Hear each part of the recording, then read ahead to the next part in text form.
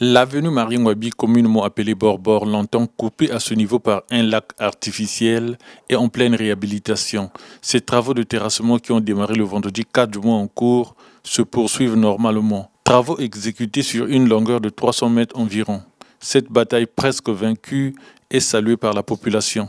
Ce trou-là était comme appelé, disons, le lac Kando. Donc du coup, la population avait dénommé ça le lac Kando. Pourquoi? Parce que les véhicules ne pouvaient même plus circuler.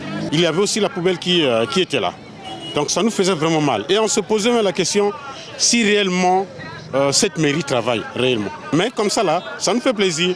Oui, nous encourageons et nous voulons que cela puisse continuer. Le même élan doit se poursuivre dans d'autres quartiers de la ville où les populations vivent le même cauchemar en saison de pluie surtout. Mais il y a d'autres avenues qui sont encore plus vilaines que ça. On peut prendre aussi l'avenue de Ngoyo, vous voyez, avant d'arriver au péage de Ngoyo. Et quand on est un Vonvon là, dans de Vonvon jusqu'à Rebecca, c'est la merde. C'est ce qui cause souvent les embouteillages. Donc s'ils peuvent penser à réhabiliter toutes ces voies-là, ça nous ferait vraiment plaisir. Vraiment, qu'ils le fassent maintenant, qu'ils n'attendent pas la saison de pluie. À cause de ces travaux, le marché de la PV a été délocalisé. Ces vendeurs à qui les autorités auraient attribué ce nouveau site de l'autre côté des rails, endroit impraticable en saison de pluie, craignent pour l'avenir de leurs activités lucratives.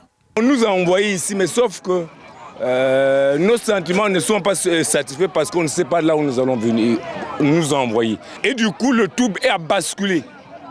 La gestion foutue, le comportement foutu. Dans le même comportement qu'on avait là-bas, ici ça n'existe plus. Donc nous sommes dans des déboires en émo. Parce que là où on était, c'était un repère de tout le monde. Que quand j'irais au fond de Tchétché, je pouvais m'approvisionner de la banane, des oranges ou le manioc. Parce que nous sommes dans une saison où c'est sèche. Dans les saisons de pluie, nous sommes là aux aquatiques. Je demande la compétence à nos autorités d'arranger les thèses. Quand on doit nous chasser, nous irons où? Nous allons faire d'abord quoi?